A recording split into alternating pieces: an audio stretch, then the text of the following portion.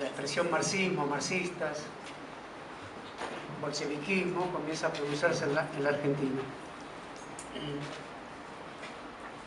No es exactamente coincidente con la aparición del Capital de Marx, mucho menos con la aparición del Manifiesto Comunista desde el 48, el Capital desde el 67, pero sí a fines del siglo XIX en la Argentina algunas figuras aisladas, viajeros, personas que finalmente se radican en Argentina, son habitualmente mencionados como fundadores del marxismo argentino. Uno de ellos es notorio, conocido y polémico, el agrimensor Germán Abel Alemán, que venía del Brasil y se instala en San Luis y se convierte en protegido de la familia sanluiseña por excelencia, la familia Sá, que tiene esa antigüedad, ¿no? Pero este hombre era alemán, está incluso Alemania en su apellido, Germán Abel Alemán,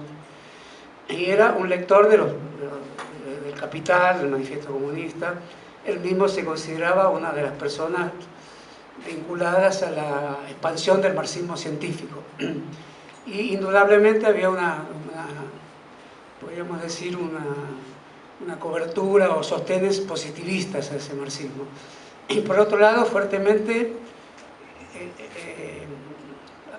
acentuado por una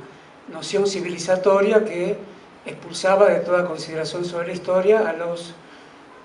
poblaciones indígenas, sobre las cuales Abel Alemán escribe mucho y muy adustamente, incluso haciendo informes de cierta crueldad sobre las poblaciones indígenas que conoce.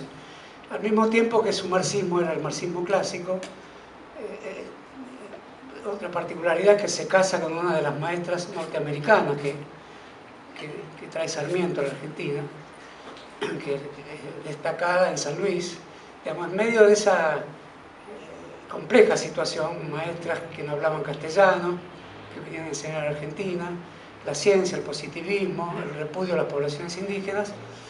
aparece un marxismo que al mismo tiempo en este personaje peculiar, que la izquierda nacional suele invocar como un antecedente importante, aparece una comprensión simultánea a la que podría indicarse para la problematización que la socialdemocracia europea estaba haciendo en la época, en los 90, digamos, que es más o menos el año en que surge el gran partido socialdemócrata alemán, después de la muerte de Marx, con una pregunta en términos de cuál sería la forma de lucha en las calles, por ejemplo, con barricadas o con elecciones, y cuál sería el tipo de alianza con los movimientos burgueses progresistas, por decirlo así. Abel Alemán toma ese dilema, funda el diario El Obrero, que habitualmente es considerado el primer diario de la izquierda en Argentina, o marxista, pero es simultáneo al que hacen Ingeniero y Lugones, La Montaña, que es un socialismo anárquico,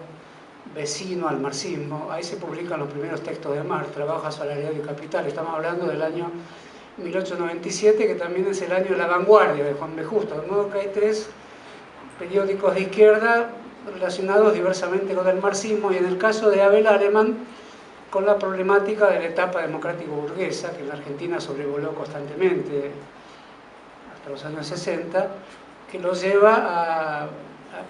promocionar desde su diario El Obrero la insurgencia del Partido Radical, de la Unión Cívica, mejor dicho. Y por lo tanto se convierte en un vocero de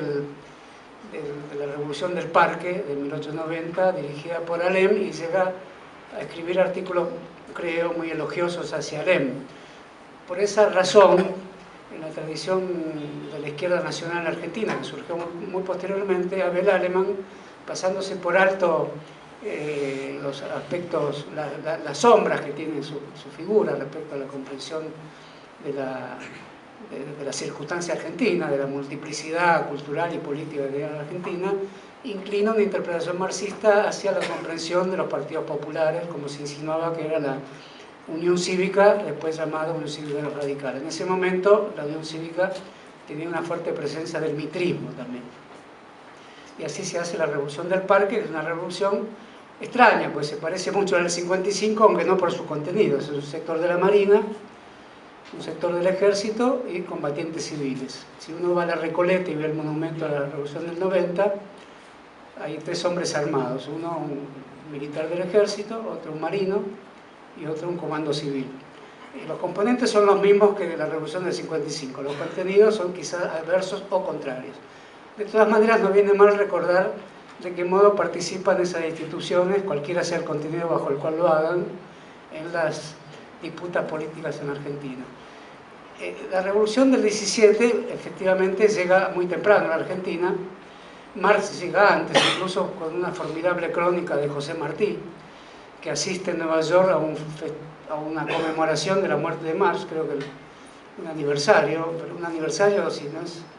el 10º aniversario, algo así, o un acto en el que había pasado menos tiempo respecto a la muerte de Marx, con la conmemoración de los obreros alemanes de Nueva York, y Martí hace una crónica del gran cronista que era Martí, muy favorable a la reunión, muy favorable al deseo de justicia, muy favorable a la congregación de los obreros,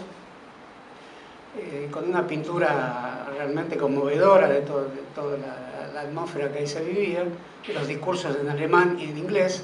y al mismo tiempo señala una cierta diferencia con Marx. Hay que tener en cuenta que Martí es casi un contemporáneo, un poquito más joven que Marx, pero asiste a las primeras conmemoraciones de cuando se forma el marxismo fuera de Europa, en este caso en Estados Unidos, que tiene una fuerte presencia en Marx, porque ahí tiene corresponsales, ahí tiene expectativas fuertes, diarios que lo siguen.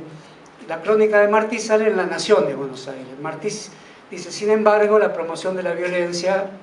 extraño para alguien que muere en una especie de batalla muy marginal de la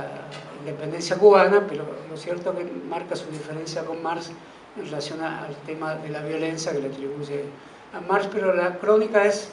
de muy elevado nivel escritural y de fuerte compromiso con los obreros alemanes marxistas, que se comienzan a llamar así en ese momento. Poco después La Nación publica, estamos hablando de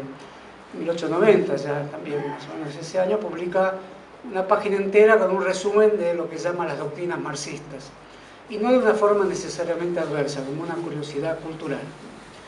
De modo que podemos seguir el rastro del marxismo en Argentina a través de figuras. Wilmer es otra figura importante, está ya enviada, creo que por la Segunda Internacional, y hace un informe lapidario sobre las posibilidades de desarrollo del marxismo en la Argentina. Estamos hablando de principios del siglo XX, disculpe que las fechas se me escapan. Wilmar finalmente termina integrado a la oligarquía cordobesa, pero viene como emisario del marxismo europeo. Aquí es un alemán, un suizo, pero un suizo alemán.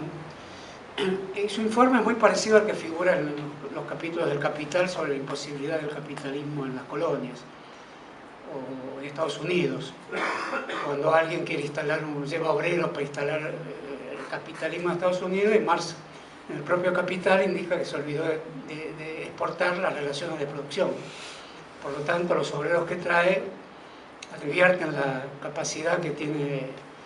ese país de expandir la propiedad individual de la tierra, y comienzan a comprar tierras y a convertirse en pequeños agricultores y olvidan su condición de obreros.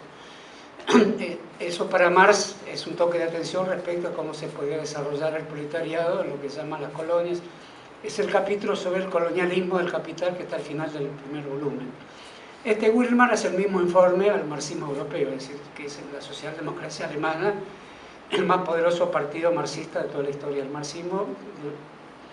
Si sacamos por un momento de esta mención un poco